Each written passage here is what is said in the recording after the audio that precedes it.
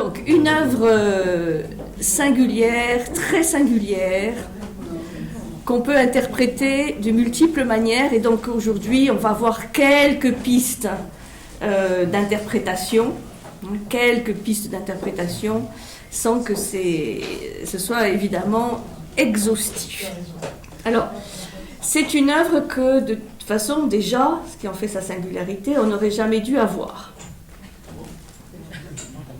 Puisque Kafka ne publie de son vivant que quelques courts textes, dont la célèbre nouvelle que vous connaissez peut-être, La Métamorphose, et qui est peut-être plus connue de cet homme qui se réveille un jour sous forme de gros insectes.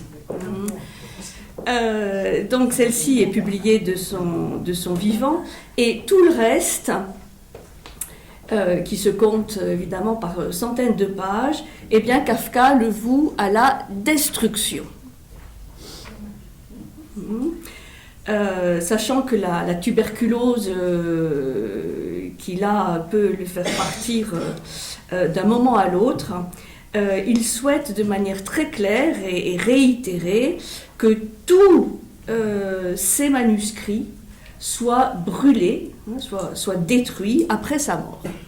Et il charge son meilleur ami, un certain Max Brod, de veiller à cela en tant que futur exécuteur testamentaire. Et il se trouve, comme quoi il faut toujours faire très attention à qui on nomme comme exécuteur testamentaire, il se trouve que Max Brod ne suit pas du tout les consignes que Kafka lui a données. Et un an après la mort de Kafka, il entreprend de publier tous les textes, tous les inédits, et il commence par ce qui lui semble être le plus achevé des manuscrits, et il se trouve que c'est le procès, le plus achevé, le moins inachevé. Et donc le procès paraît pour la première fois au printemps 1925, puisque Kafka est mort en 1924. Donc il paraît au printemps 1925, et c'est donc un texte qu'on a par miracle. C'est un texte inachevé, et plus qu'inachevé, on peut dire un peu en chantier, puisque Kafka le commence en 1914, puis l'abandonne en 1917, et il n'y reviendra pas. Ça veut dire que personne ne peut dire quelle aurait été la forme définitive du roman si Kafka avait pu l'achever. On ne connaît pas le plan d'ensemble de l'œuvre, et les fragments sauvés donc par Brod ne sont que, on pourrait dire, des morceaux d'un puzzle. On ne sait pas s'il y a tout, on peut être à peu près sûr qu'il n'y a pas tout, mais on ne sait pas si ce qui y est devait y être. Vous voyez, donc à prendre avec beaucoup de prudence. Il y a seul un extrait, ce qu'on appelle la parabole de la loi, qui se trouve dans le chapitre appelé La cathédrale, vers la fin du roman, qui a été publié de son vivant, de manière séparée. C'est dire aussi l'importance, on y reviendra, de cette parabole dans le texte. Donc, une œuvre incertaine, avec beaucoup de points d'interrogation, et qui est aujourd'hui publiée couramment en 10 chapitres, qui ont chacun un titre bien précis, et qui sont censés constituer le cœur, enfin le noyau du roman. Et puis après, à la fin, il y a, comme en annexe, 6 ou 7 courts fragments qui se rajoutent, mais qui, là aussi, sont largement inachevés. Chaque fragment est inachevé ? Non, on ne sait pas. En fait, on ne sait pas. Certains semblent achevés, d'autres manifestement non. Et même par rapport aux 10 chapitres, on on ne sait pas s'ils étaient donc totalement achevés ou pas, et s'ils étaient dans cet ordre-là.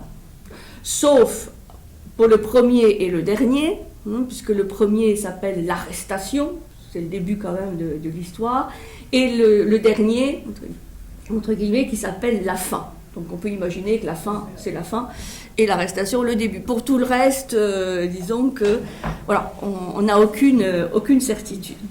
Donc, non, pour d'autres raisons personnelles. Il était tchèque. Mais il écrivait en allemand.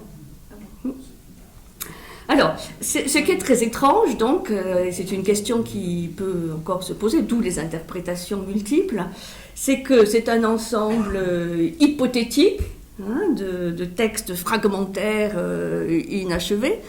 Et ce qui est étrange, c'est que c'est devenu, au milieu du XXe siècle, un best-seller, à tel point que Kafka a pris la première place des romanciers du XXe siècle de langue allemande, puisque, bien que d'origine tchèque, il écrit donc en allemand. Et alors, évidemment, cela tient probablement en grande partie au contexte idéologique et politique du XXe siècle, notamment de la première moitié du XXe siècle, puisqu'on a vu dans ce roman une sorte de description visionnaire des bureaucraties policières, une vision assez prophétique, des bureaucraties policières telles que les systèmes nazis, staliniens et d'autres par la suite ont pu développer. Donc ça, c'est une des interprétations sur laquelle on reviendra tout à l'heure, l'interprétation politique, avec ces bureaucraties policières anonymes, source de terreur. Et c'est bien de ça, effectivement, entre autres, dont il s'agit. On y a vu aussi, c'est une autre orientation d'interprétation, une vision philosophique et plus particulièrement existentialiste. Autour des notions chères aux existentialistes, de l'absurde, c'est-à-dire face à toutes les questions que l'on se pose sur la vie, sur le sens de la vie, bon, l'homme n'a pas de réponse, c'est la définition de l'absurde par Camus, pas de réponse, donc voilà, c'est ça l'absurde, c'est le décalage entre les questions, la quête de sens et le manque de réponse que l'on obtient. Donc l'absurde, l'angoisse, l'impossibilité de salut pour l'être humain, l'impossibilité de se justifier d'un statut ou d'un état, en fait, d'accusé, puisque nous sommes bien dans un procès. Il y a donc un accusé et probablement des accusateurs. Peut-être. Donc, absurde, angoisse, nihilisme.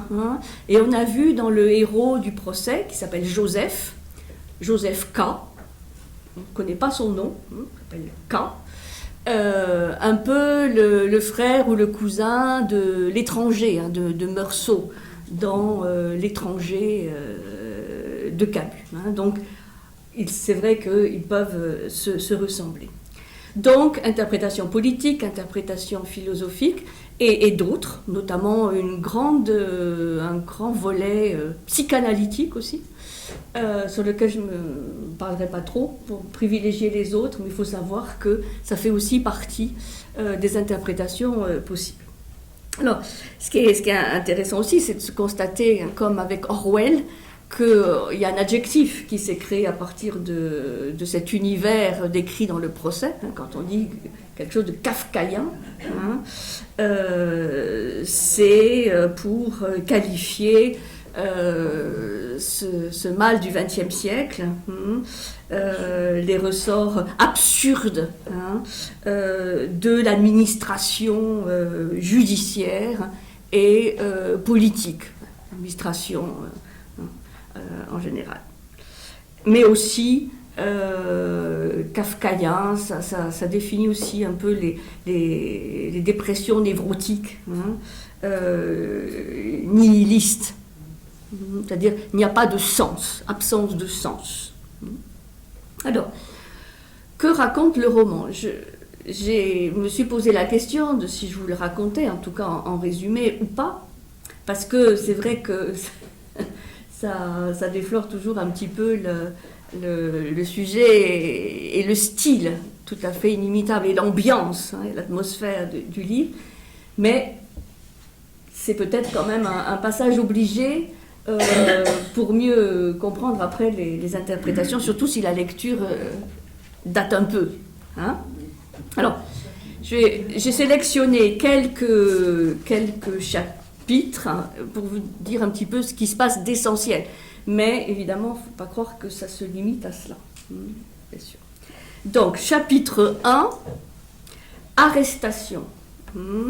Ça s'appelle Arrestation, conversation avec Madame Grubach, ensuite Mademoiselle Bürsner. Bon, il y a plein de personnages. Hein. Il n'y en a pas autant que dans l'Idiot, mais il y a une dizaine de personnages, hein, qui vont voilà, croiser le héros. Alors, qu'est-ce qui se passe dans ce chapitre 1? Le jour même de ses 30 ans, son anniversaire, il a 30 ans, Joseph K.,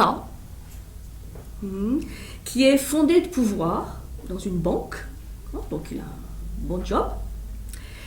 Il est arrêté par 2 employés subalternes de l'autorité judiciaire, des uniformes, et il est arrêté chez lui dans la chambre qu'il occupe dans une modeste pension, la pension de Madame Grubach, justement.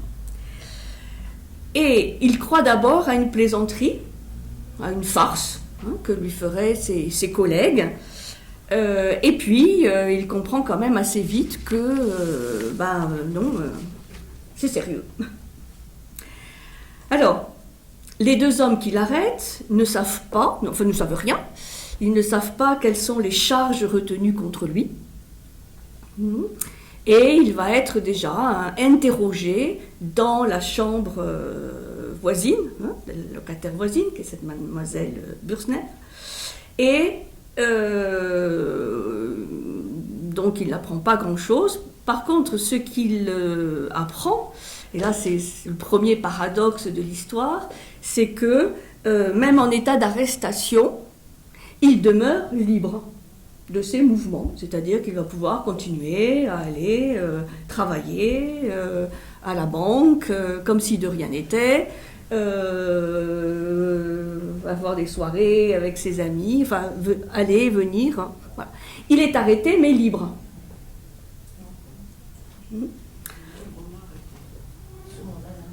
Et il se rend donc à son travail, accompagné de 3 collègues qui en fait étaient là, dans cette pièce où il a été d'abord interrogé, et collègues qu'il connaît très bien, mais en fait qu'il n'avait pas reconnus au début.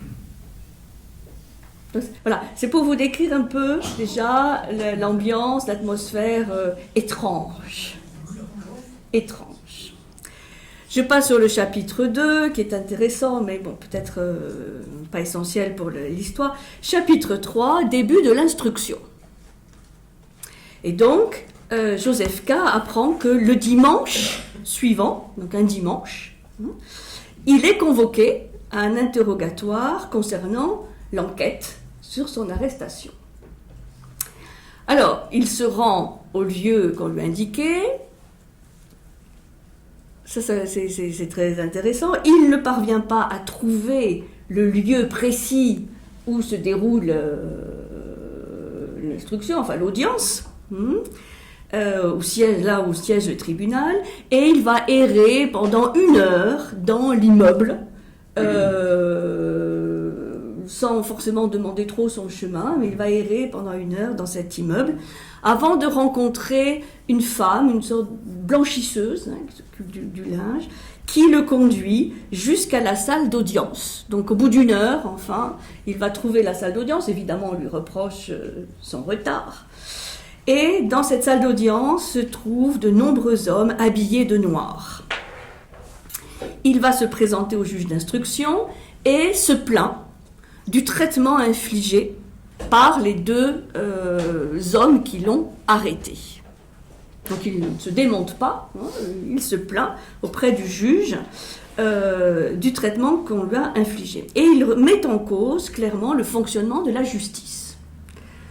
Voilà. Donc il commence à dire qu'on a affaire à une justice corrompue, vénale, violente, donc en pleine salle d'audience. Et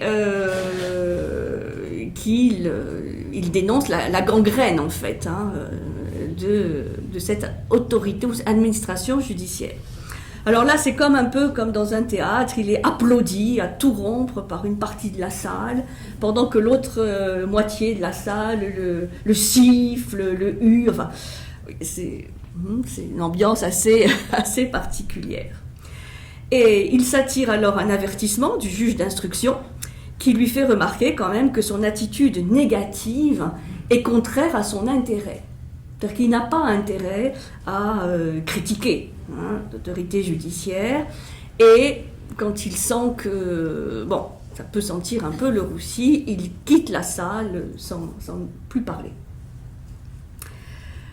Bon, c'est vrai que de le dire comme ça, il faut vraiment le lire pour comprendre l'atmosphère tout à fait, à la fois, je dirais, on y reviendra largement, à la fois oppressante et burlesque et comique. Et c'est pas évident, même écriture, de voir les deux aspects. Alors au chapitre 4, qui s'intitule Dans le prétoire désert, l'étudiant, les bureaux du greffe. Alors, chapitre 4, il est aussi très très étrange. Le dimanche suivant, puisqu'il avait été convoqué un dimanche, le dimanche suivant, il n'est pas convoqué, mais il retourne quand même à la cour, donc au même lieu, où il retrouve la blanchisseuse qui en fait l'informe qu'il n'y a pas d'audience ce jour-là. Donc oui, il n'y a pas d'audience tous les dimanches. Il n'y a pas d'audience, mais en fait, elle lui apprend qu'elle est la femme de l'huissier de justice, et donc elle va pouvoir lui faire visiter les lieux, faire rentrer dans les lieux. Bon, l'huissier, à un moment donné, son mari, donc, qu'elle trompe allègrement avec un étudiant en droit, enfin bon, je vous passe tous les détails.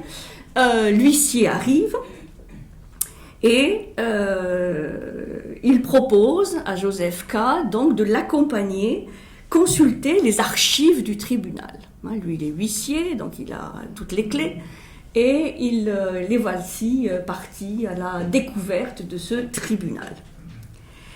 Alors, c'est là où on va trouver un labyrinthe de couloirs, de bureaux, de débarras, enfin, un vrai lieu kafkaïen, donc des couloirs interminables et une chaleur étouffante y règne. Ça revient à plusieurs reprises dans ces bureaux où œuvrent des fonctionnaires, souvent subalternes.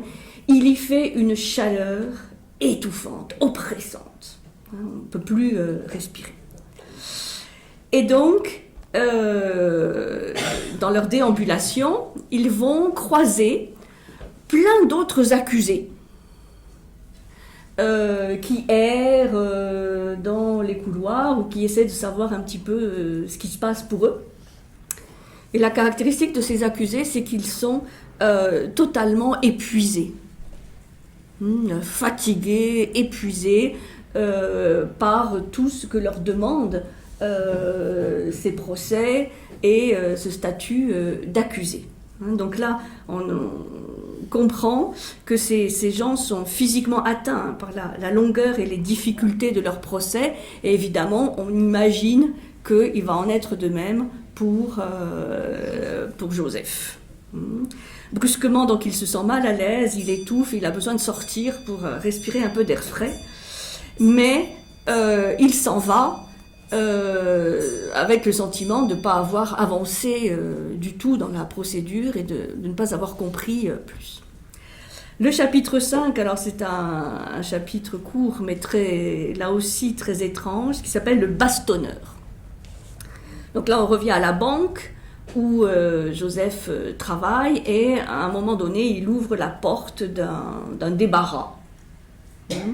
Et que voit-il dans ce débarras? Les 2 auxiliaires de police qui l'ont arrêté, qui sont en train d'être fouettés par un 3e homme, qui est une sorte de bourreau, qui les fait même se déshabiller pour les fouetter. Enfin bon, voilà, dans le débarras de la banque. Bon, voilà.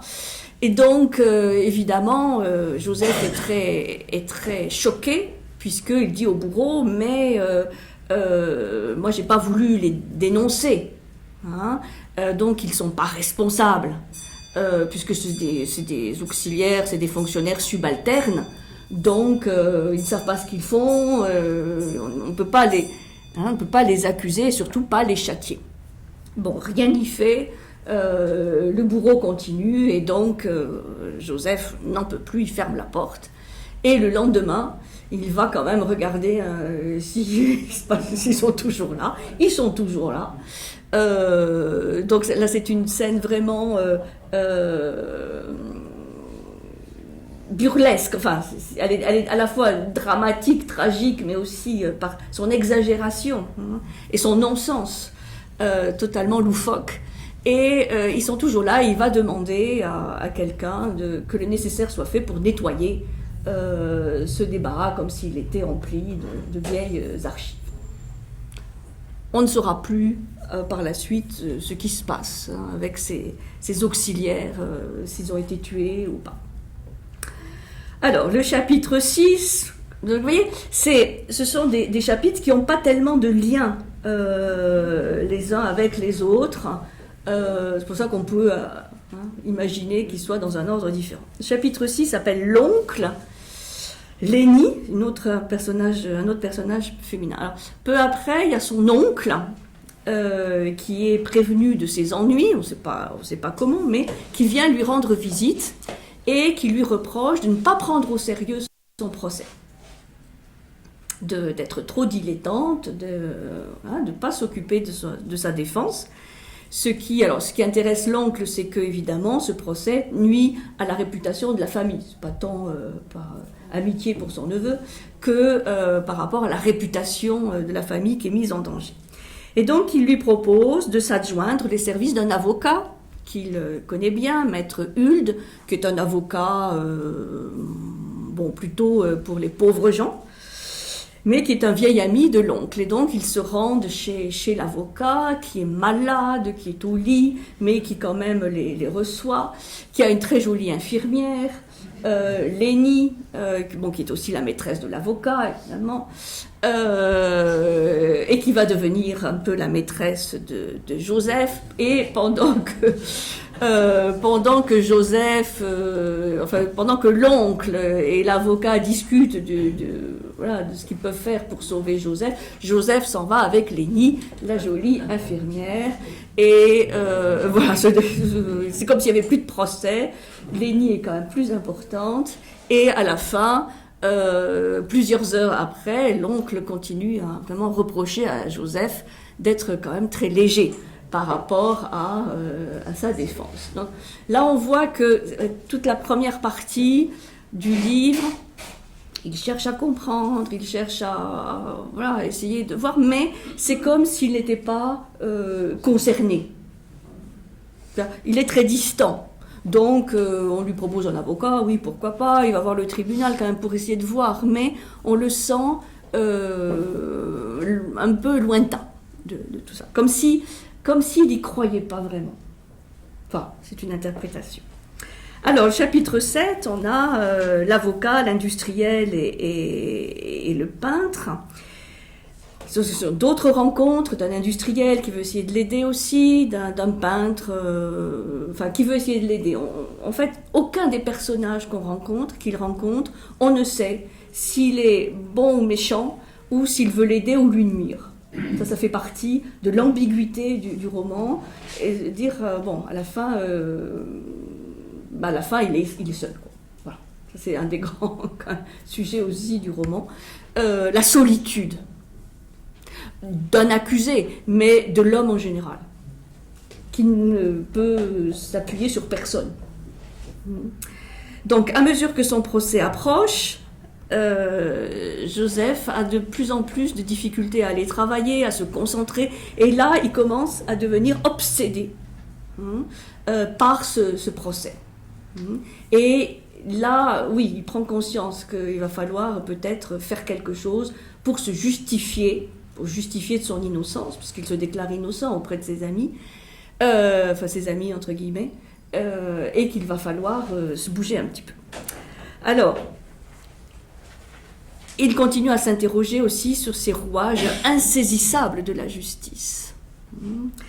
Alors, son avocat, Maître Hult, semble se désintéresser de son affaire et de toute façon, il n'a même pas accès au dossier. Donc, personne n'a accès au dossier parce que probablement ce dossier n'existe pas. Donc, il est quand même mécontent de cet avocat, il pense déjà en changer. Et en fait, tout le monde ignore à qui adresser la moindre requête, ne connaissant toujours pas le motif d'accusation et pourquoi il a été arrêté.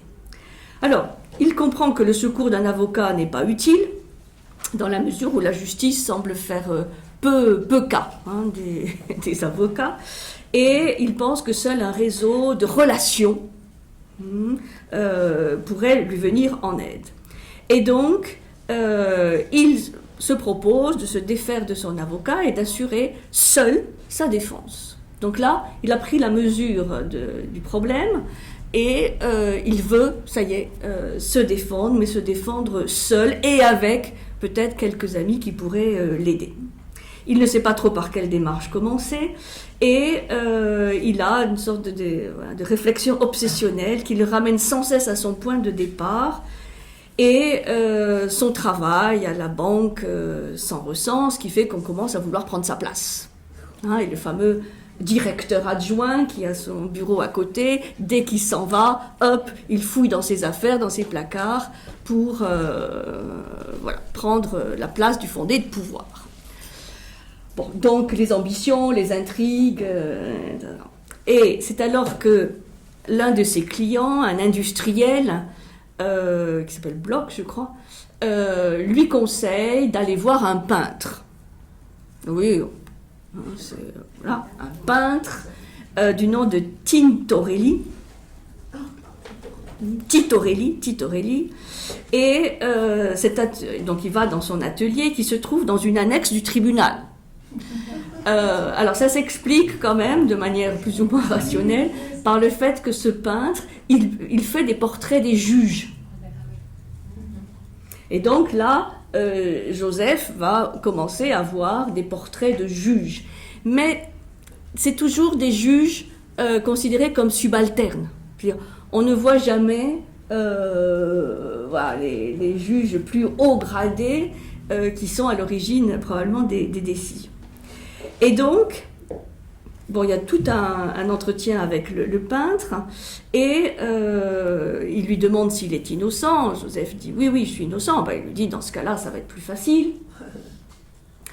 Il y a 3 possibilités. Alors là, on a quelque chose d'assez clair. 3 possibilités. L'acquittement réel. Donc l'acquittement quand même. Il annonce l'acquittement réel. Ensuite, l'acquittement apparent. Bon.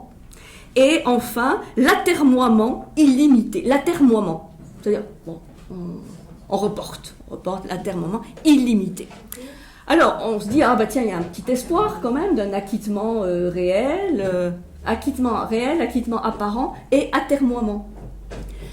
Et puis, tout de suite, il lui dit, de toute façon, l'acquittement réel, ça n'existe jamais. Donc là, c'est déjà une possibilité qu'il faut enlever. Et quant aux 2 autres, de toute façon, elles sont pas satisfaisantes. Et il y a très peu de chances qu'on obtienne l'une ou l'autre. Donc là, c'est un entretien avec le peintre qui est parfaitement pessimiste. Il en ressort en pensant qu'effectivement, ce procès n'aura pas d'issue. C'est un chapitre très intéressant qui s'appelle « Dans la cathédrale ». Dans la cathédrale, alors qu'est-ce qui se passe? Le directeur de banque de Joseph lui demande d'aller faire visiter à un client italien la cathédrale. Bon, puisqu'il connaît bien la ville, etc. On ne sait pas où tout ça se passe. Donc Joseph se rend à 10h à la cathédrale et il voit un prêtre, une vieille femme, un bedeau, hein, mais le client italien ne vient pas, et il ne viendra pas. Bon, et donc il visite un peu la cathédrale et le prêtre, à un moment donné, l'aborde, l'appelle par son nom et lui reproche, enfin en tout cas, il ne lui reproche pas, mais il lui révèle que son procès se déroule mal. Et il lui reproche de ne pas s'en occuper comme il faudrait. Donc il lui révèle quand même que ça se passe mal. On ne sait pas d'où il a... hein, et qu'il faudrait peut-être s'en occuper autrement. Et ce prêtre est en fait, on l'apprend, l'aumônier de la prison. Ah, il y a déjà ce terme de prison qui n'a jamais été prononcé jusqu'alors, qui apparaît. L'aumônier de la prison. Et pour lui faire comprendre sa situation, il va lui raconter une parabole. Une parabole qu'on appelle dans les exégèses la parabole de la loi ou la parabole du paysan, puisque cette parabole raconte, donc c'est le prêtre qui raconte cette histoire à Joseph, c'est l'histoire d'un homme de la campagne qui a passé sa vie à attendre de pouvoir franchir la porte ouverte du monde de la loi, avec un L majuscule, la loi. Donc, il y a ce monde de la loi, avec une porte qui est ouverte. Simplement, il y a un gardien de la porte. Et le gardien s'oppose toute sa vie durant, à ce que le personnage entre.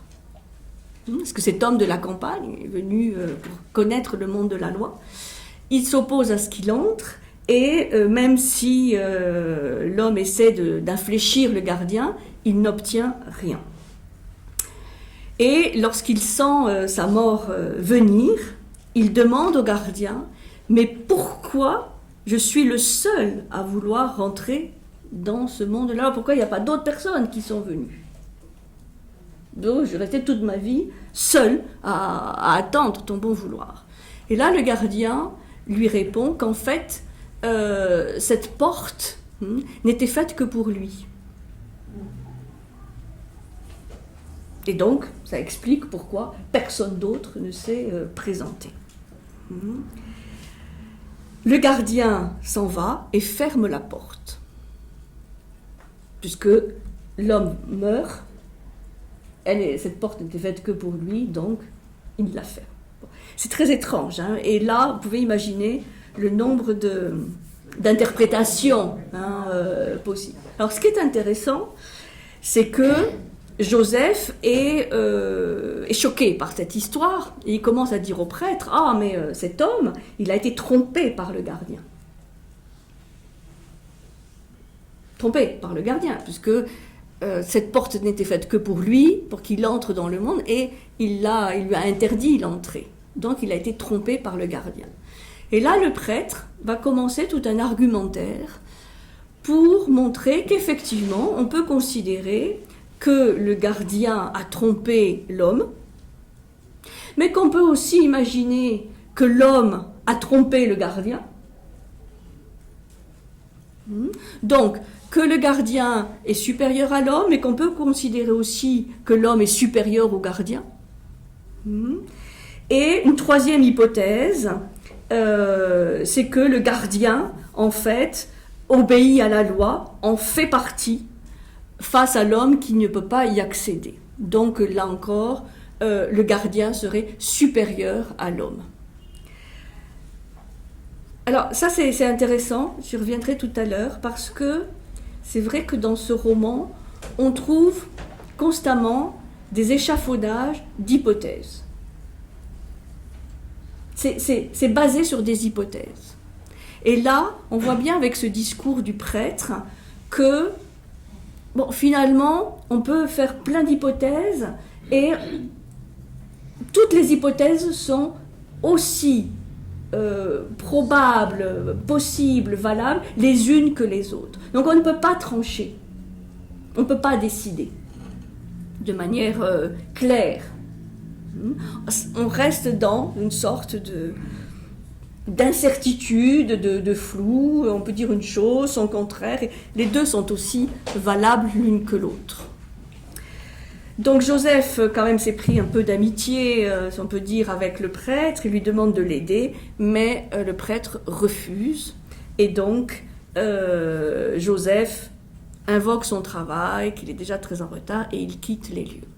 Donc, vous voyez ce sentiment qu'on peut avoir de rencontre ratée, puisque il n'y a pas de lien, il n'y a pas d'amitié, il y a une très très grande solitude du héros, avec des rencontres assez impalpables, quoi, dont on peut même douter de la réalité. Parce que tout ça peut être aussi un cauchemar. C'est un cauchemar, mais disons que on peut aussi vraiment l'imaginer, tout ça comme un rêve, où dès qu'on essaie de fixer les personnages, pouf, ils sont totalement évanescents. Et ceci nous amène au tout petit chapitre, parce que les chapitres sont de grandeur très variable, au dernier, qui s'appelle « Fin ». Voilà. Et bon, vous pouvez imaginer ce qui se passe la veille de son 31e anniversaire. Donc vous voyez, le roman dure 1 an. C'est long, 1 an quand même. À la veille de son 31e anniversaire, Joseph s'apprête à sortir quand il est appréhendé par 2 hommes, 2 autres hommes, qui le guident vers une carrière à l'extérieur de la ville.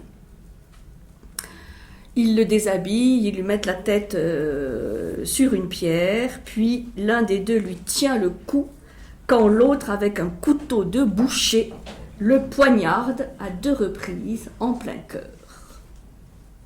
Donc Joseph s'écroule et il a encore le temps de dire « comme un chien ». Voilà. Et le roman, enfin ce 10e chapitre, se termine par cette phrase.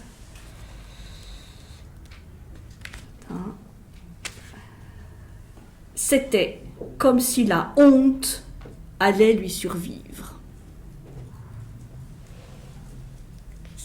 Il a été tué comme un chien.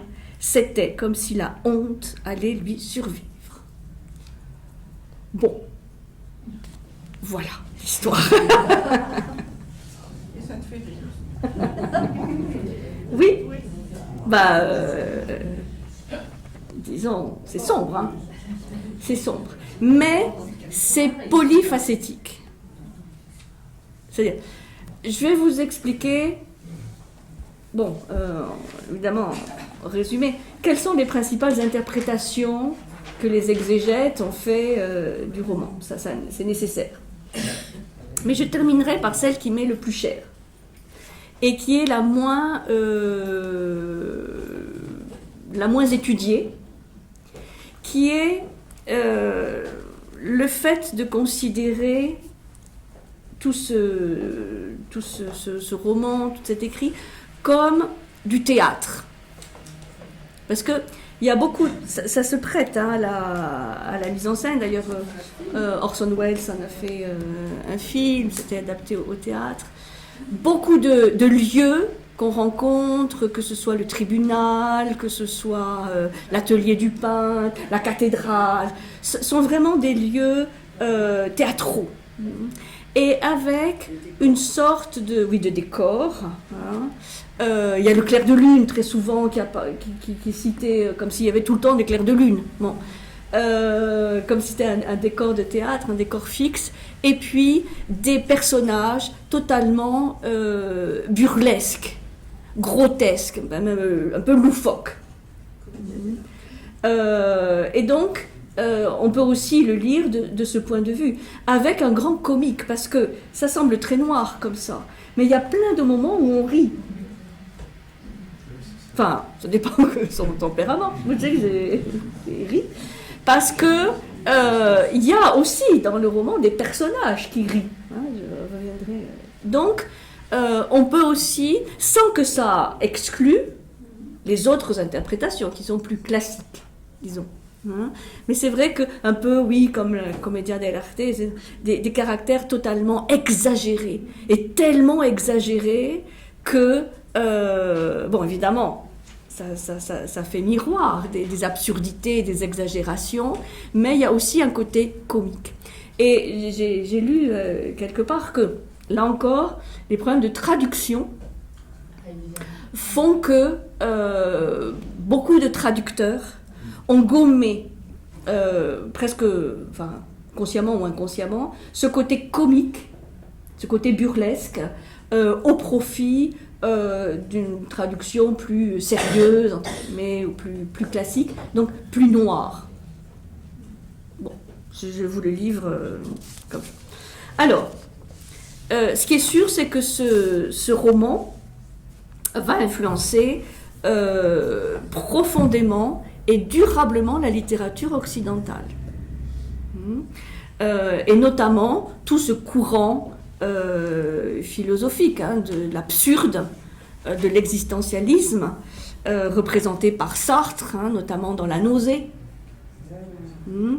Bon, Camus avec L'étranger, et ou Samuel Beckett, En attendant Godot. En attendant Godot, on passe son temps à attendre Godot, et on ne sait pas, voilà, il ne viendra pas, on ne sait pas qui est Godot, mais on attend Godot. Bon. Donc, voilà, il se situe, hein, quand même dans cette... En attendant Godot, de Beckett, Samuel Beckett. Hein, qui paraît, tous ces romans paraissent plus tard, hein, La Nausée c'est 38, L'étranger c'est 42, et En attendant Godot c'est 57, donc beaucoup plus, mais on va retrouver des éléments kafkaïens, hein, d'absurde et d'angoisse. Donc, il annonce, Kafka, les préoccupations et les angoisses du siècle à venir. Alors, plusieurs choses. La solitude de l'homme dans un monde déshumanisé. Et on peut interpréter la parabole de la loi par le fait que cette loi supérieure, parce que c'est L majuscule, donc une loi transcendante, de toute façon est inaccessible. Même avec la porte ouverte.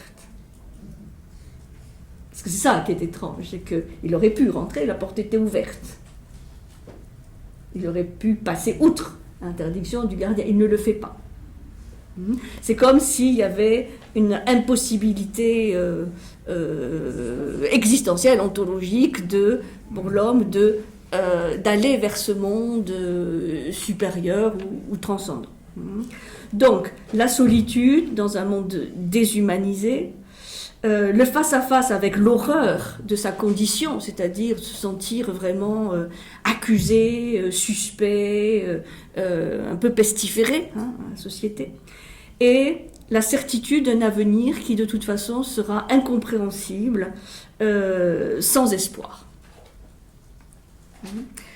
Donc, c'est vrai que très souvent, le procès est vu comme la description prophétique, hein, visionnaire, des rouages, pas simplement des sociétés totalitaires, enfin des systèmes totalitaires, mais de la société moderne. Hein, c'est-à-dire au-delà des idéologies du XXe siècle, de l'homme moderne soumis à voilà, des systèmes anonymes, administratifs, bureaucratiques, une hiérarchie qu'on ne comprend pas bien. Voilà. Donc, ce que, quelque part, l'homme du XXe siècle va connaître dans son quotidien. Donc, un univers bureaucratique, concentrationnaire, oppressant, Et c'est ce que Orson Welles a bien montré dans son film. Alors, bien sûr, il y a d'autres significations, plus métaphysiques, religieuses. Et c'est vrai que les clés sont multiples et Kafka lui-même semble inviter le lecteur à l'exégèse de son œuvre. C'est pour ça que la parabole de la loi, elle est significative, parce que c'est comme une méthode que le prêtre donne. Voilà, face à un problème, on étudie les hypothèses. Thèse, antithèse, mais avec cette différence qu'il n'y a pas de synthèse, que tout reste ouvert. Et on peut le comprendre de multiples manières. Alors, la première grande piste d'interprétation qui est développée, c'est la dimension autobiographique. On l'avait vu la semaine dernière avec L'Idiot de Dostoïevski. Bon, là, ça semble aussi assez évident. Beaucoup d'éléments sont autobiographiques. Alors, une première, évidemment, évidence, c'est Joseph K. K comme Kafka. Et Kafka a 31 ans lorsqu'il commence à écrire son roman, comme son héros. Bon. C'est les choses évidentes. D'autres éléments autobiographiques. La solitude. Selon son ami, son plus cher ami, Max Brod, celui qu'il a trahi, son ami et biographe, Kafka montrait une singulière propension à la solitude. Ce que confirme la lecture de son journal, dans lequel il y a énormément de notations qui célèbrent la nécessité pour lui d'être seul. Et ça, c'est ce qui frappe quand même dans le roman. Ce Joseph, il est foncièrement seul. Il écrit Kafka, « Il me faut beaucoup de solitude ». Si vous connaissez un petit peu la vie de Kafka, qui est mort jeune aussi, mais il a été très solitaire. « Il me faut beaucoup de solitude. Tout ce que j'ai réussi à faire n'est que le résultat de la solitude. Peur de me lier, de me perdre dans un autre être. Alors je ne serai plus jamais seul. » Ce qui explique aussi pourquoi il a rompu à 2 reprises ses fiançailles, qu'il ne s'est jamais marié. Et les relations que Joseph entretient avec les personnages féminins sont de cet ordre, c'est-à-dire on ne se lie pas. On peut s'embrasser, on peut faire l'amour, mais il n'y a pas de lien, pas d'engagement. Donc, évidemment, ça c'est un élément très important où aucun lien humain ne se tisse réellement entre le héros et tous les autres personnages. Donc une solitude profonde, existentielle, mais aussi voulue, recherchée. Et ça, c'est ce qu'on trouve dans le héros. Au début, il ne veut se faire aider par personne, il veut se débrouiller tout seul, se défait de son avocat. Il veut assurer sa défense tout seul. Donc ça, c'est un élément qu'on peut remarquer. Deuxième élément autobiographique, qui a été beaucoup développé, notamment par George Steiner, c'est le statut de juif. Kafka est juif, son ami Max Brod est juif, et donc on peut voir dans le procès une allégorie de l'antisémitisme, c'est-à-dire de juifs qui sont accusés, mais sans savoir exactement pourquoi, ni quels sont les chefs concrets d'accusation. Et que ces juifs sont appelés à se justifier sans savoir précisément de quoi on les accuse. Ça, c'est une autre piste. Et George Steiner, dans son ouvrage de la Bible à Kafka, a une interprétation presque talmudique, hein, puisque, c'est-à-dire une interprétation vraiment symbolique, mais reliant tout à cet élément de la religion, notamment de la religion juive. C'est vrai que la parabole de la loi peut aussi accréditer cette thèse. Le monde de la bureaucratie. Ce qui est très étonnant dans la vie de Kafka, c'est qu'en fait, il va être un très modeste employé dans une compagnie d'assurance et qu'il va faire un job vraiment alimentaire, vous voulez, qui va de plus en plus l'oppresser parce qu'il vient en contradiction avec sa créativité littéraire. C'est pour ça aussi qu'il ne veut pas s'engager dans le mariage, puisque il ne crée que dans la solitude, et il a peur qu'une vie familiale, le coupe de cette créativité. Donc Kafka connaît bien le monde des bureaux poussiéreux, ultra chauffés, dans ces labyrinthes administratifs, et c'est quelque chose qui l'oppresse à titre personnel, puisque ces activités poussiéreuses contrarient sa vocation littéraire. Donc cet univers des bureaux, on va le retrouver à plusieurs reprises dans le roman. Ces bureaux étroits, sans âme, avec grands couloirs, on s'y perd, hein, il met 1 heure à retrouver, enfin, là il n'y a pas d'indication, enfin, bon, on voit à quoi ça fait référence, hein, bon, voilà, on a tous été baladés d'une porte à une autre avec quelqu'un qui savait encore moins, enfin bon, donc là, cette bureaucratie qui provoque étouffement et nausée. Il y a des moments où il suffoque par la chaleur et par l'oppression. C'est très physique. Et, bien entendu, il y a même une anecdote, enfin un détail. Il y a au tribunal des bureaux dont le plafond est tellement bas qu'on est obligé de travailler courbé. Alors ça m'a fait penser, c'est un film dans la peau de John Malkovich, où on voit plein de fonctionnaires là aussi qui marchent totalement courbés parce qu'ils sont au 7e étage et demi. C'est un demi-étage et donc tout le monde est là. Donc bon, vous imaginez avec les manches en lustrine, trucs mais vraiment poussiéreux, des placards entiers de dossiers, enfin bon. Poussiéreux. Autre piste autobiographique, toujours dans l'autobiographie, la maladie.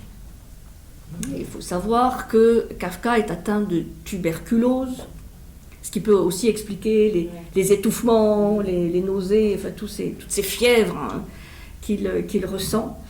Et de manière un peu plus profonde, on peut dire que, c'est ce que certains ont dit, que l'angoisse devant ce jugement de Joseph, cette angoisse devant une accusation, un jugement dont il ne comprend rien, serait analogue à l'angoisse du malade face à son médecin.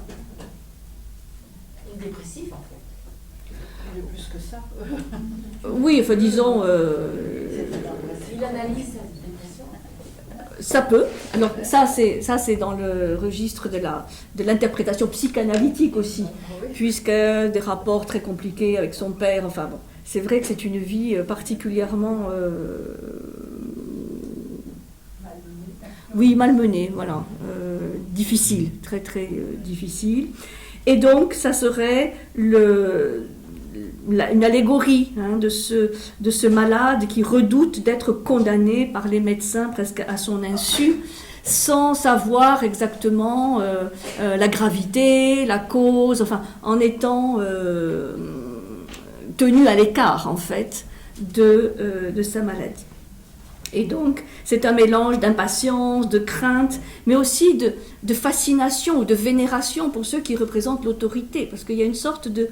Voilà, ces juges haut placés qui décident de tout, on en ignore tout, mais ils sont voilà, l'objet d'une certaine vénération ou fascination, comme un grand médecin, comme un grand ponte de l'hôpital, qui est un peu inaccessible, mais dont on ne sait pas trop ce qu'il va dire. Et surtout quand il ne dit rien. C'est très actuel ça en fait, jusqu'à il y a très peu de temps, ça. La pontification des gens, les malades qui sont à Oui, oui. Pas leur maladie, bien sûr, bien sûr. Il y a très peu de temps que c'est... Oui, enfin, disons, ça dure encore. Donc, ça peut aussi, donc cette piste de la maladie, peut expliquer certains états de fièvre, de ce côté un peu cauchemardesque. Puisque dans ces crises, c'est ça aussi qu'il vivait. Bon. Voilà, quelques pistes autobiographiques, en plus des relations féminines sans engagement, et ce lien avec le féminin qui est tout sauf évident chez Kafka. Alors, ça c'est donc un premier ensemble d'interprétations. Il y en a une deuxième, qui est la critique, bon là c'est aussi très très classique, la critique d'une société oppressante. D'une société oppressante, donc là c'est l'interprétation plus politique, moins personnelle, plus politique. Et cette société oppressante, elle n'est pas fondée seulement sur la solitude, ou sur l'isolement, la désolation, comme disait Arendt, mais elle est fondée sur une vision négative de l'autre. C'est pas simplement qu'on recherche la solitude pour créer, comme beaucoup d'artistes par exemple, mais que l'autre est quelqu'un qui cherche à nous nuire. C'est méfiant. Oui, c'est plus que cela même. Il y a une sorte de rejet ou d'aversion pour l'autre. Et ça, c'est quelque chose qui est très très sensible tout au long du roman, où chaque fois qu'il y a un nouveau personnage, on ne sait pas quelles sont ses intentions. Même si c'est pour aider, en fait, on peut vraiment se demander si c'est pour aider ou pour enfoncer un peu plus. Donc... En fait, il a été trahi jusqu'au bout, même pas. Oui, et on ne peut faire confiance, enfin il y a cette idée que personne n'est digne de confiance. Alors là aussi, ça peut se traiter de multiples manières, de manière politique, comme on avait vu avec Orwell, ou personnel, ou un problème, disons, personnel aussi, individuel, à gérer l'altérité qui est en soi, c'est-à-dire cette complexité de l'être humain. Alors, comme dit son ami Max Brod, il éprouvait une répulsion à employer dans son... Non, ça c'est une citation du roman. Il éprouvait une répulsion à employer dans son affaire le secours de qui que ce fût. Il ne voulait avoir recours à personne pour être sûr de ne mettre personne dans le secret. Ça c'est Joseph. Par rapport à son procès, on n'en parle à personne puisque... il y a un côté secret, on se méfie de tout le monde. Mais comme il ne savait pas pourquoi il était arrêté, où est le secret? Oui. Le fait même, parce que ça c'est une rumeur qui va circuler dans la banque. Joseph K. est accusé, est arrêté. Il est libre, mais il est arrêté. Ça va se propager très vite. Et donc, les gens commencent à le fuir. Ou à vouloir prendre sa place, disons, voilà. Donc, il se sent, rejeté. Ouais. Et donc, la présence de l'autre, dans le roman, mais aussi probablement dans sa vie, elle est vue comme une sorte de présence aliénante, de viol même de son intimité. Vous voyez, c'est très noir par rapport à la vision de l'autre. Donc c'est... Oui, c'est-à-dire, quand on parle de viol, oui, c'est vraiment perte de son intégrité, son incorruptibilité, enfin, de son être profond. Donc il y a une sorte d'orgueil, une farouche volonté d'indépendance qui fait que, voilà, on refuse même ce qui pourrait sembler être des bonnes intentions de la part de l'autre. Et il se sent souvent, et ça c'est le héros du roman, se sent souvent agressé, envahi, transpercé par la présence d'autrui.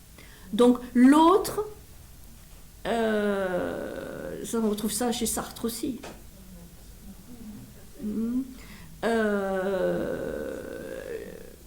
L'enfer, c'est les autres. Hein, oui, je veux dire. L'autre a la volonté de me nuire. Et donc, Kafka insiste aussi sur la malveillance des ragots qui s'abattent sur l'homme différent. Alors ça, c'est une expression intéressante. Les ragots, les rumeurs sur celui qui est différent. Et dans le roman, on trouve cette phrase « Ces employés étaient destinés, tout comme ma logeuse et sa bonne, à répandre la nouvelle de mon arrestation, à nuire à ma réputation et à ébranler ma situation à la banque. » Voilà, donc c'est un monde où l'autre voilà, intrigue, est jaloux, répand des rumeurs et donc amplifie le phénomène de l'oppression. Face à l'homme différent, ça c'est un mot important. Celui qui est différent, donc qui se sent, oui, qui dérange et qui ne veut pas rentrer dans le système. Alors, donc on voit des gens qui effectivement intriguent, comme ce directeur adjoint qui cherche à prendre sa place. Et puis, pour appuyer ce côté d'une société oppressive, oppressante, petit passage du roman. Derrière l'interrogatoire qu'on me fait subir aujourd'hui se trouve une grande organisation. Une organisation qui non seulement occupe des inspecteurs vénaux, des brigadiers et des juges d'inspection stupides, mais qui entretient encore des juges de haut rang avec leur indispensable et nombreuse suite de valets, de scribes, de gendarmes et autres auxiliaires, peut-être même de bourreaux. Je ne recule pas devant le mot.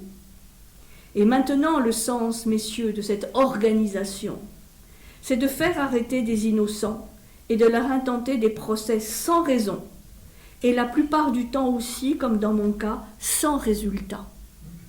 Comment, au milieu du non-sens de l'ensemble d'un tel système, comment, au milieu du non-sens de l'ensemble d'un tel système, comment survivre? Donc il y a cette vision, comme on le trouve chez Orwell, de grande organisation, une sorte hiérarchisée, mais en cette société oppressante, oppressive, avec donc l'anonymat, une hiérarchie très, très stricte, une sorte de cannibalisme. Est-ce qu'il y a une grande idée de mensonge aussi, de mensonge généralisé contre lequel on peut... De mensonge, oui, surtout, je dirais, ce que je vais développer après, d'apparence, un monde d'apparence, d'illusion, d'apparence trompeuse, que ce soit mensonger, volontaire ou pas, bien sûr. Alors, ce que je vais reprendre, c'est par rapport à cette extrême hiérarchisation de la société ou de l'administration. Tout ça est, pour Kafka, source de lenteur, d'absurdité. Et puisqu'il y a un très grand cloisonnement des services, et ceci amène au fait que chacun se referme un peu sur sa tâche, sur lui-même, et que disparaissent toutes les relations humaines. Alors, ce qui est intéressant, c'est que Joseph ne se révolte contre ça que lorsqu'il en est lui-même la victime. C'est ça qui est important. Sinon, on est dans un monde où tout le monde accepte. C'est un peu orwellien, là. Cette oppression, cette bureaucratie, tant qu'il il n'est pas trop différent. Et il aurait pu passer toute sa vie fondé de pouvoir dans cette banque sans que rien ne se passe. Donc, c'est lorsque chacun est le vit attaqué dans sa propre chair, sa propre vie, que les choses changent et qu'il y a une sorte de révolte. Et en même temps, on sent que dans ce système, les révoltes, elles sont matées. Elles sont jugulées. Voilà. Cette société, dit aussi Kafka, fait en sorte que chaque citoyen se sent coupable. Nul n'est censé ignorer la loi, donc de toute façon, si on fait quelque chose contraire à la loi ou supposé contraire à la loi, on est de toute façon coupable. Pas forcément responsable, mais coupable. Et donc, lorsqu'il s'indigne des arrestations arbitraires, au départ, il a le sentiment de vrai pour lui, mais aussi pour les autres. Et puis, plus le roman avance, plus on se rend compte qu'il se replie sur son cas à lui. Ce qui m'est arrivé n'est qu'un cas isolé. Il n'aurait donc pas grande importance, car je ne le prends pas au tragique, s'il ne résumait la façon dont procède avec bien d'autres qu'avec moi. C'est pour cela que je parle ici et non pour moi. Ça, c'est ce qu'il dit à la première audience. C'est-à-dire, je le fais aussi pour les autres. Et au fur et à mesure du roman, on se rend compte que le champ de vision de conscience va se rapetisser à lui. Et les autres, il les oublie. Donc, c'est une société qui fait de chaque citoyen un coupable, ensuite un accusé, et ensuite, de toute façon, quelqu'un qu'on liquide, qu'on élimine.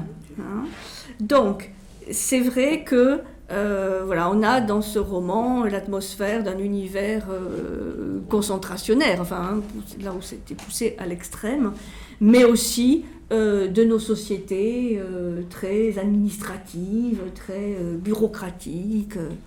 Et donc en France, on peut aussi bien comprendre les 10 000 tampons, le millefeuille administratif, etc. Bon, là, c'est vraiment poussé à l'extrême, mais on peut reconnaître des éléments de notre environnement.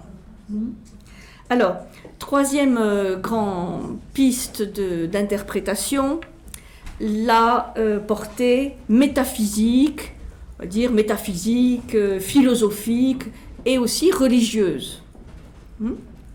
Donc, là, on va retrouver certains éléments de l'existentialisme.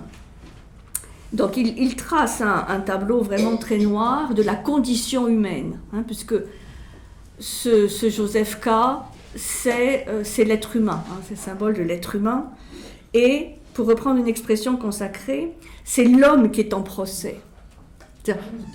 Le procès, c'est pas le procès d'un homme, c'est le procès de l'homme, de l'être humain.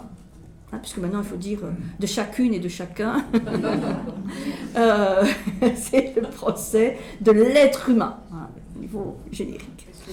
Et plus exactement, c'est lui-même qui se met en procès, considérant la notion même d'existence comme un immense malentendu. C'est ça la base de l'existentialisme. L'existence, le fait d'être là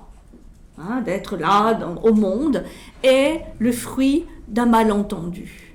Parce que personne n'a demandé à être là, que cet univers, cette vie, elle n'a pas de sens, elle n'a pas de finalité, elle n'a pas d'objectif, et donc voilà, il y a un procès qui est fait par l'homme à une instance supérieure qui en serait la cause, pour, comme le dit très bien Camus dans sa définition de l'absurde, cet homme qui se pose 10 000 questions et qui n'a pas de réponse. Un univers silencieux, hein, le silence par rapport aux questions. Et donc, c'est un homme qui cherche le sens, la logique de l'existence. Donc, ce procès qui lui est intenté, c'est un procès renversé, hein, c'est à lui qu'on fait un procès, mais de manière allégorique, ça pourrait définir ce sentiment de contingence, hein, en philosophie, que peut ressentir l'être humain, c'est-à-dire, en fait, d'être là, au monde, mais de tout aussi bien, il aurait pu ne pas y être. C'est-à-dire, il y a ça, la contingence, hein, qui s'oppose à la nécessité. Il n'y a pas de nécessité, mais contingence. C'est comme ça, mais ça aurait pu être autrement. Et sa difficulté d'être dans un monde qui reste vraiment très silencieux. Donc, c'est un pessimisme quand même, c'est vrai, assez radical, hein, d'ordre existentiel. Alors, je disais tout à l'heure à la pause à quelques-uns que c'est propre aussi d'une période tout à fait tourmentée, particulière, de l'immédiat après-guerre, Première Guerre mondiale. Première Guerre mondiale, où ce qui est frappant, c'est que beaucoup d'artistes de tous ordres se sont impliqués dans cette guerre, ont combattu, en étant vraiment patriotes, c'est-à-dire de quelque côté qu'on se situe, en voulant vraiment défendre la patrie. C'est très puissant. Et le résultat de cette guerre, qui a été telle boucherie, un tel non-sens, et ce qu'on décrit là avec l'autorité judiciaire peut aussi se transposer à l'autorité militaire, puisqu'on sait aujourd'hui que, quand même, hein, dans les échelons supérieurs de l'armée, il y avait beaucoup de distance, hein, et donc on obéissait à des ordres, on ne savait pas d'où ça venait, c'était absurde, mais on le faisait quand même. Donc il faut aussi le remettre dans ce contexte historique où ce non-sens, et c'est vrai que cette première guerre, bon, toutes les guerres sont non-sens, mais je crois qu'on commence à prendre conscience aujourd'hui des conséquences mais terrifiantes, notamment pour l'Europe, et notamment chez les artistes.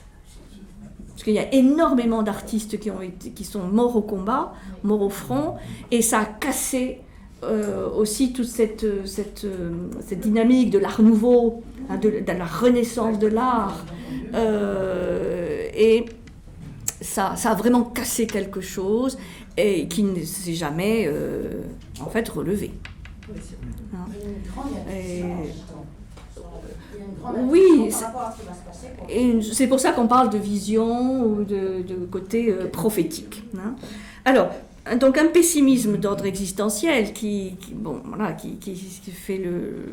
voit le jour, alimenté par l'histoire, et qui n'est pas compensé, ça aussi c'est le propre de Kafka, qui n'est pas compensé, comme chez d'autres auteurs, par une vision religieuse, qui pourrait quand même apporter un tout petit peu d'espoir.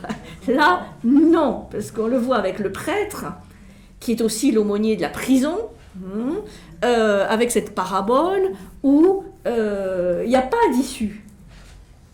Donc, l'homme ne peut pas se sauver, l'être humain ne peut pas se sauver, ni par la philosophie, ni par la religion.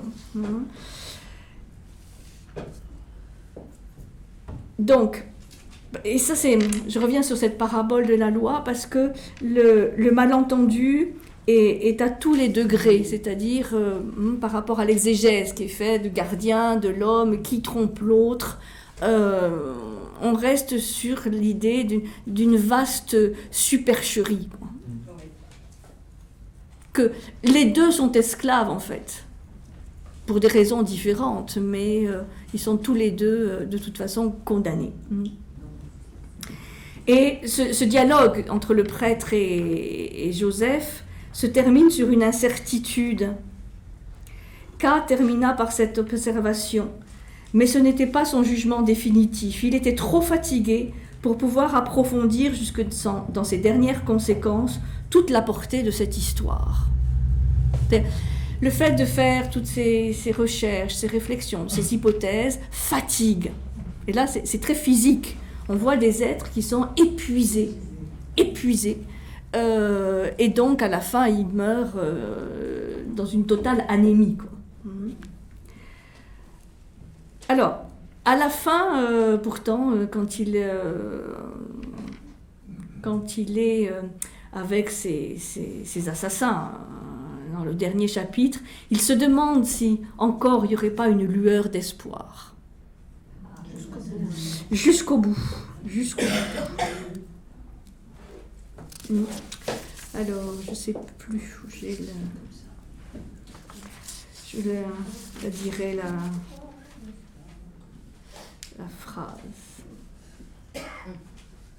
Oui, à la fin. Y avait-il encore un recours? Existait-il des objections qu'on n'avait pas encore soulevées? Certainement. La logique a beau être inébranlable, elle ne résiste pas à un homme qui veut vivre. Où était le juge qu'il n'avait jamais vu? Où était la haute cour à laquelle il n'était jamais parvenu? Il leva les mains et écarquilla les doigts. Il se dit qu'il n'est pas encore allé jusqu'au bout de ses interrogations, de ses hypothèses. Donc il y a une sorte de sentiment de non-achevé. Mais voilà, une sorte de regret ou d'espoir. Peut-être quelqu'un d'autre aurait pu aller plus loin, peut-être. En fait, c'est une bataille entre le rationnel et l'intuitif, non, là aussi. Je sens qu'il y a le rationnel et puis l'intuitif qui lui glisse. Alors, oui, c'est-à-dire qu'il y a un mélange subtil des deux, puisqu'il y a certains comportements qui peuvent être jugés rationnels, et d'autres pas du tout. Y compris chez Joseph, et surtout, là, le plus rationnel de tous, c'est, à la limite, c'est l'oncle. C'est l'oncle qui lui dit, je vais prendre les choses en main. Alors, c'est vrai qu'avec une certaine lecture, quand on voit l'oncle arriver, on se dit, peut-être il va le sortir de là. Puis quand même, assez vite, on comprend qu'il n'y a pas d'issue. Donc, une vision philosophique, existentielle, existentialiste, pessimiste, un peu nihiliste, et pas d'espoir du côté de la religion. Bon, pas d'espoir, mais en même temps, comme vous dites, peut-être on a échappé, il y a quelque chose qui nous a échappé. Comme à celui qui n'a pas voulu rentrer dans l'univers de la loi, peut-être quelque chose qui lui a échappé. Alors, quatrième piste d'interprétation, c'est justement ce monde en trompe-l'œil. Et ça, ça s'apparente à l'interprétation philosophique aussi. C'est-à-dire que nous sommes dans un monde aux apparences trompeuses. Nous sommes comme dans un théâtre où on nous fait jouer un rôle qu'on n'a pas choisi.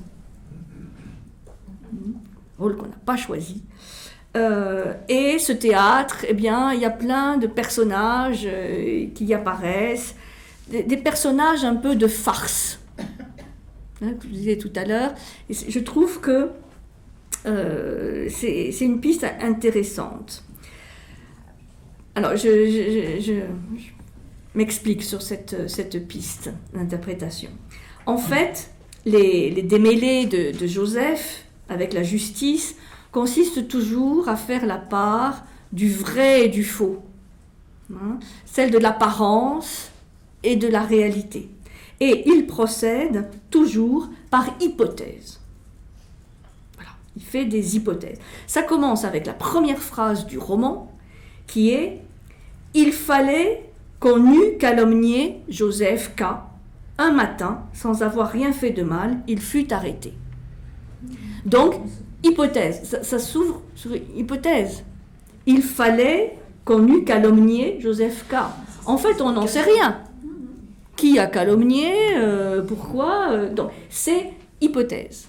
Et la dernière phrase, c'était comme si la honte allait lui survivre. Comme si. Là encore, c'est un terme hypothétique. Hein. Donc, Joseph et le narrateur, puisqu'en fait toute cette histoire est racontée par un narrateur, ils se perdent en conjectures.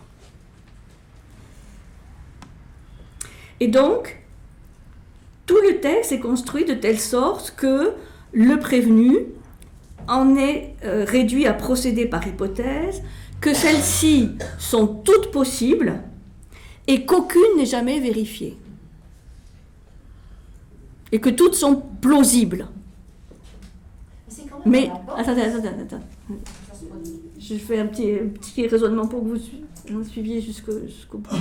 Donc, des hypothèses, des conjectures, toutes plausibles, jamais vérifiées, et ça on le voit avec les rencontres qu'il fait avec ces personnages, on reste sur une incertitude.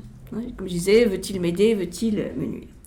Et donc, tous les personnages sont ambigus, et ça c'est vraiment flagrant dans toutes ces conjectures, toutes ces hypothèses, on n'a aucune certitude.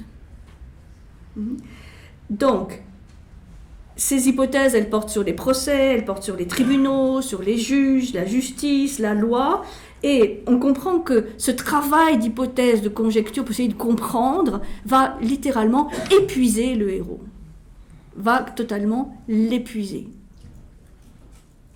Donc c'est un travail vain, en fait, stérile.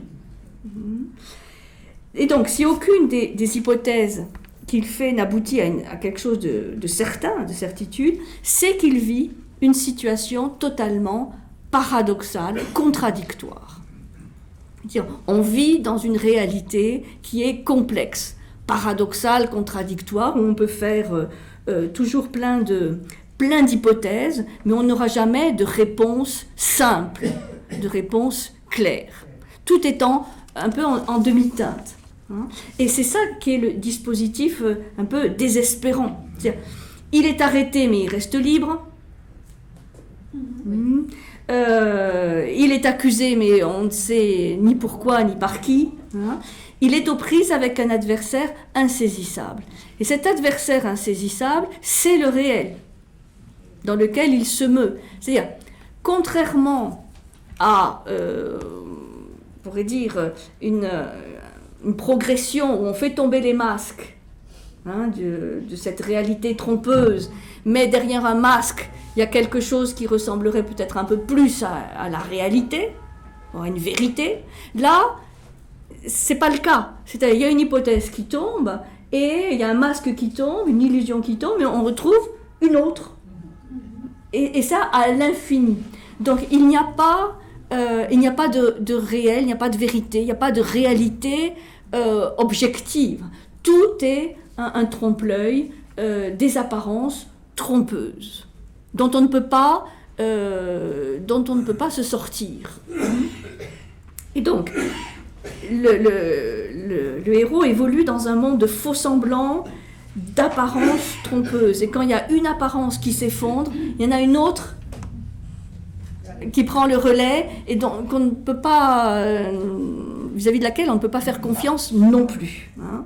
Et c'est pourquoi, vous voyez, comment on arrive à ce monde paradoxal, contradictoire, évanescent, est un théâtre où chacun a un rôle à jouer.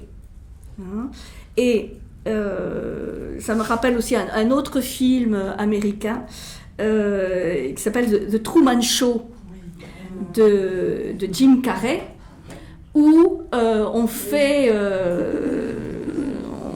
on fait jouer à quelqu'un un rôle d'une série télévisée avec tout est décor. C'est très très beau. Ça m'a rappelé ça. Dans la peau de John Malkovich aussi. Est-ce qu'on peut être dans la peau d'un autre? Et dans Truman Show, il y a un moment où le héros perce le décor. Il se rend compte que tout ça est un décor.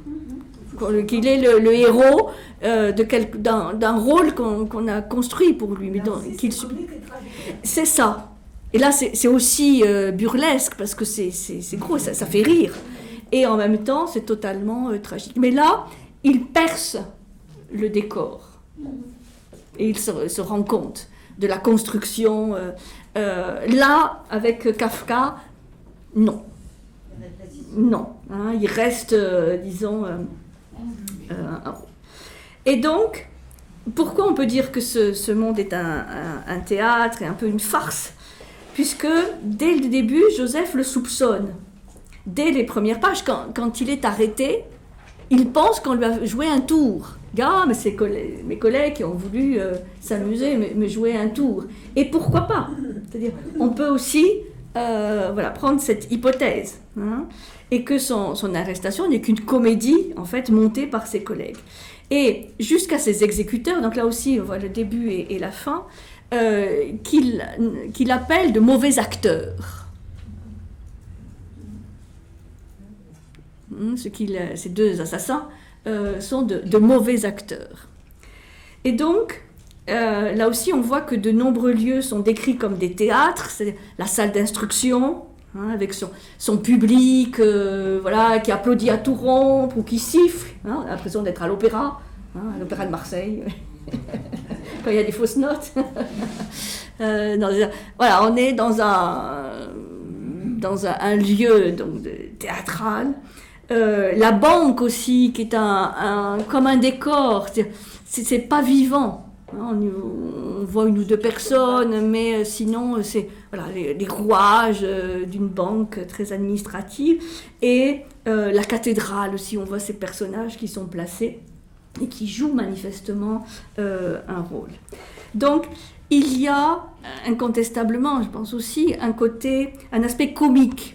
Hein, cocasse, exagéré, grotesque, burlesque dans tout ce roman.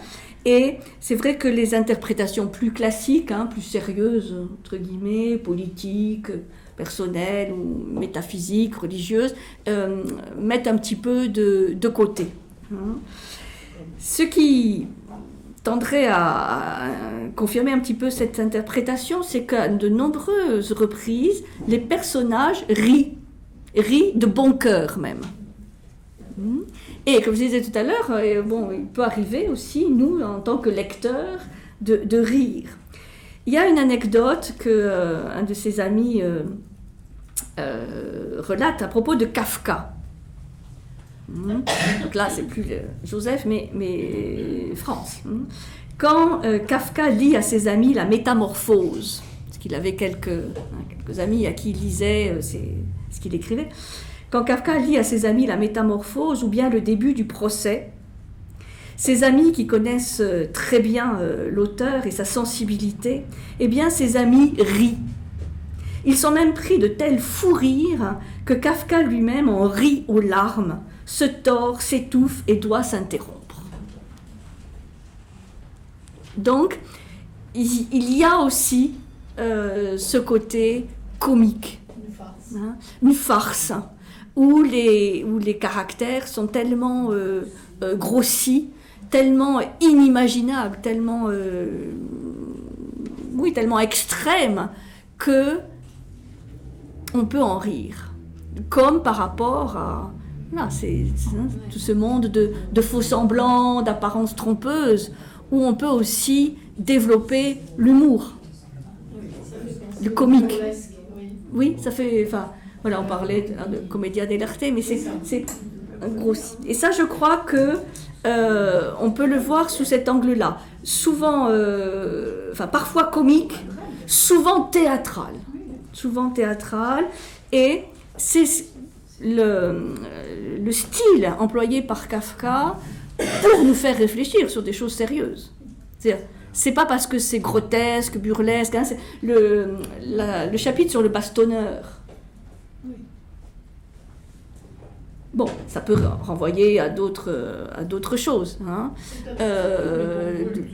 Mais on ne sait pas exactement. C'est-à-dire, c'est un... Bon, vous avez compris, hein, Kafka, c'est un être quand même très tourmenté, qui doutait totalement de lui. Il n'y a pas un écrivain peut-être qui doutait plus que lui de sa valeur. C'est pour ça qu'il ne voulait pas laisser de traces. Voilà, aucune trace sauf la métamorphose.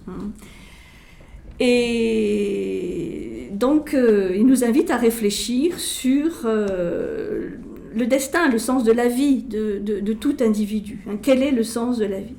Et c'est donc quelque part, il se situe aussi dans la lignée des grands auteurs du 19e, de Cervantes à Proust, en passant par Stendhal ou Flaubert, quoi, avec des héros qui comprennent à la fin du roman, en général quand ils meurent, quel a été le sens de leur vie. Tout le monde se pose la question. Je sais pas.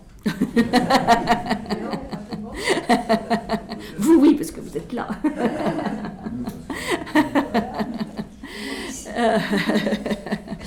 Mais et ça s'achève donc sur, bien sûr, quelque chose de triste. Il est tué, il est assassiné. On aurait aimé qu'il soit acquitté, tout ça. Mais en fait, c'est une sorte d'apothéose, où il comprend comme un chien. Ça a beaucoup de signification. Il a été tué comme un chien, mais il a peut-être aussi vécu comme un chien. C'est tout un retour sur sa vie. Il comprend, comme dans une illumination, quelle a été sa vie et le sens de sa vie. Bon. Je dirais, on peut espérer une autre lumière, mais bon. Et donc, là, c'est vrai que il s'interdit l'espoir religieux. C'est-à-dire que dans beaucoup d'autres romans, il y a on le voit même chez Dostoïevski ou chez Stendhal, il y a un espoir de salut. De rédemption. Oui, de rédemption, de salut, qu'on puisse sortir de la souffrance. Et là, chez Kafka, non, ou alors il faut développer il faut chercher une autre interprétation. Et il répond quelque part par la négative, à cette possibilité de justification. C'est-à-dire, Joseph n'arrive pas à justifier son innocence. Il ne sait même pas pourquoi. Voilà. Oui, mais il n'arrive pas. Enfin, on voit que le sol se déroule sous ses pieds. Il y a de tout. Il y a de la soumission. Oui, on peut y voir de l'orgueil aussi, d'une certaine arrogance, pouvoir se débrouiller aussi tout seul. Mais voilà, on peut aussi le considérer comme une incitation à la légèreté, au comique, à l'humour, de prendre tout ça de manière peut-être plus légère. Je vous propose, c'est une autre interprétation possible, parce que c'est tellement extrême, c'est tellement puissant. Ça n'enlève pas les autres interprétations sur les systèmes totalitaires, concentrationnaires, bureaucratiques, tout ça. Mais vous verrez, si vous relisez le livre, à plusieurs reprises, les gens rient. Et ils rient de bon cœur. C'est-à-dire comme si, c'est un peu de l'autodérision. L'autodérision, tout ça est dérisoire. Donc, oui, ça peut être considéré comme une soupape, histoire de survivre, oui. Mais c'est aussi une manière d'accueillir la vie et les différents rôles qui nous sont donnés et que nous choisissons dans quelle mesure, la liberté conditionnée dans laquelle nous vivons. Frustré quand même, parce que même le visage de ces livres, en gros, on ne les voit pas. il les voit quand il l'arrête et quand il l'amène à la carrière. Ce n'est qu'arrivé qu'à la carrière, dans une sorte de recoin. Oui, il a vu quelqu'un. Et ça me fait penser que, ce dernier chapitre, il y a aussi, donc il les voit, et il aperçoit la fameuse Fräulein Bürstner, qui est sa voisine, dont les initiales FB, Fräulein Bürstner, Mademoiselle Bürstner, sont les mêmes initiales de la femme avec qui il s'est fiancé de reprise, Félix Bauer. Bon, donc là aussi, il n'y a pas que K de Kafka, il y a le FB de la jeune femme, et il l'aperçoit. Et donc, il voit cette jeune femme, et là aussi, ça peut être une sorte de... Non, de remords, mais d'un amour aussi qui continue, quelque part d'une lumière. Puisque voilà, donc la fin, de toute façon, elle peut être interprétée de multiples façons. Il y a quelque chose que j'ai oublié de vous dire par rapport à cet aspect théâtral, c'est qu'il y a beaucoup de personnages tout à fait secondaires qui apparaissent aux fenêtres, ou qui se cachent derrière les fenêtres, mais dont on sent qu'ils épient Joseph. Ils sont comme au balcon, quoi, hein. Ils sont là, donc ils n'interviennent pas, mais ils sont spectateurs. Il y a toujours des spectateurs. Voilà. Ce qui renforce un petit peu cette idée du théâtre. Hein. Et donc, puis après ils disparaissent quand on les cherche, etc. Bon, voilà, donc vous voyez, ça reste très ouvert. Et probablement Kafka l'a voulu comme ça, c'est-à-dire qu'on puisse y faire vraiment en tirer beaucoup d'interprétations possibles, et ce n'est pas... Alors, je voulais simplement... c'est une œuvre... voilà. C'est pour ça que c'est un chef-d'œuvre, hein, puisque l'interprétation est inépuisable, et aucune ne peut être... exhaustive. Hein. Là, je n'ai pas évoqué trop l'interprétation psychologique, mais elle est très, très fournie. Ou l'interprétation de Steiner, par rapport à la religion, tout ça fait l'objet de beaucoup de pages écrites. Et donc, je voudrais finir par ça, par ce que dit Umberto Eco. Hein, Umberto Eco, sur cette œuvre qu'il appelle ouverte, une œuvre ouverte. Et il dit, 50 ans plus tard, on peut considérer ceci comme la marque même de l'œuvre moderne. Enfin, plutôt, je dirais, de l'œuvre contemporaine, c'est-à-dire du XXe, fin 19e, XXe siècle. Nous sortons de notre lecture avec un sentiment d'admiration mitigé d'effroi. Des mots essentiels sur notre condition ont été écrits, mais nous restons à jamais en souffrance d'une explication qui serait apaisante. Kafka nous laisse seuls face à nous-mêmes et au mystère de la vie. Donc là aussi, paradoxe, hein, admiration et effroi. Et c'est un peu ce qui nous accompagne dans la lecture. Oui, c'est le... Voilà. Simplement, on n'a pas toujours le génie de l'écrire comme ça. Est-ce qu'en fait, il n'a pas, en mourant, il voulait qu'on brûle ses écrits, parce que finalement, il a peut-être découvert le piège de la vie, quoi. Et qu'il voulait pas, et qu'il s'était trompé, lui, qu'il était dans le piège. Moi, je ressens comme ça. C'est ouvert. C'est une œuvre ouverte. Quelle intuition. Pourquoi est-ce qu'il le met dans une banque? Pourquoi est-ce qu'il écrit tout dans une banque? Alors qu'aujourd'hui, on sait que 3% des gens riches possèdent la même chose que tous les terriens. Donc, est-ce qu'il ne pressent pas quelque chose? Parce que tout se passe dans une banque. Oui, il est fondé de pouvoir dans une banque. Disons que le côté banque, franchement, il n'apparaît pas dans le roman. On ne voit jamais des gens qui reçoivent des clients. Vous voyez, même ce client italien, il n'apparaît pas. Donc, c'est quelque chose de totalement déshumanisé, cette banque. C'est n'importe quelle administration, en fait. C'est froid. Il n'y a pas de lien entre les gens. Donc, par rapport à la banque, je pense que...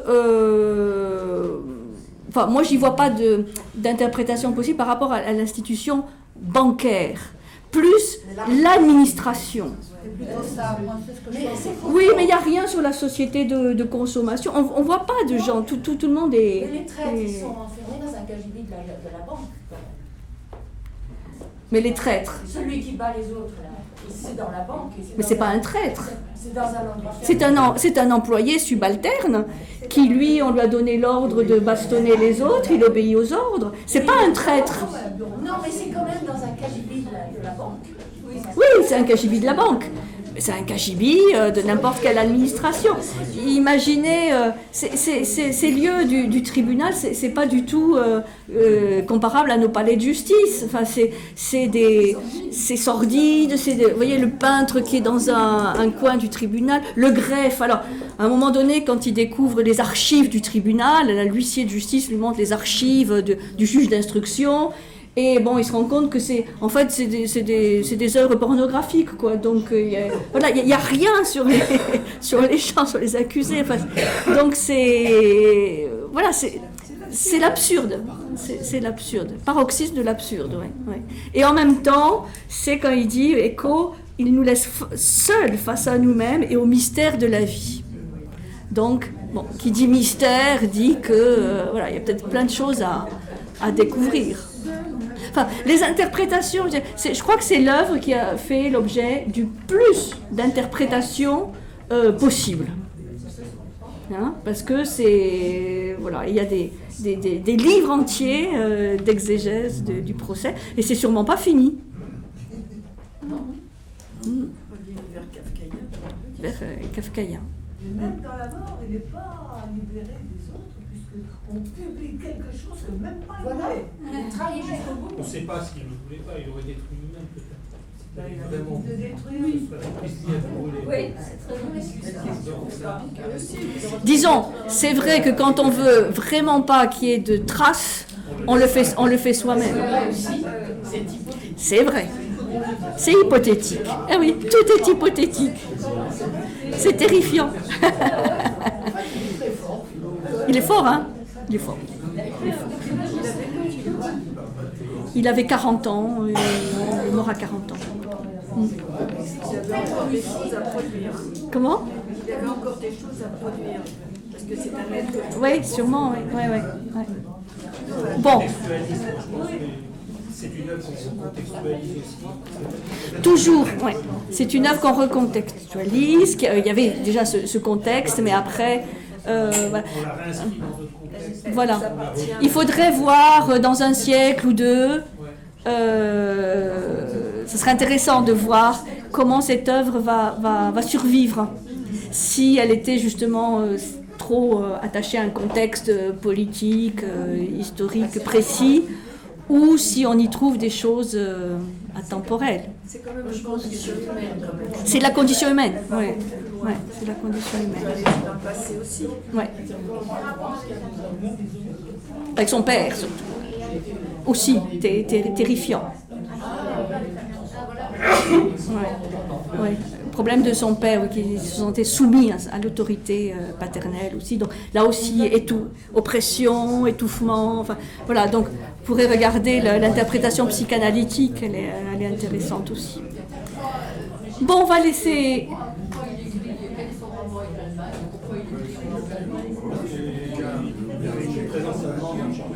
Oui.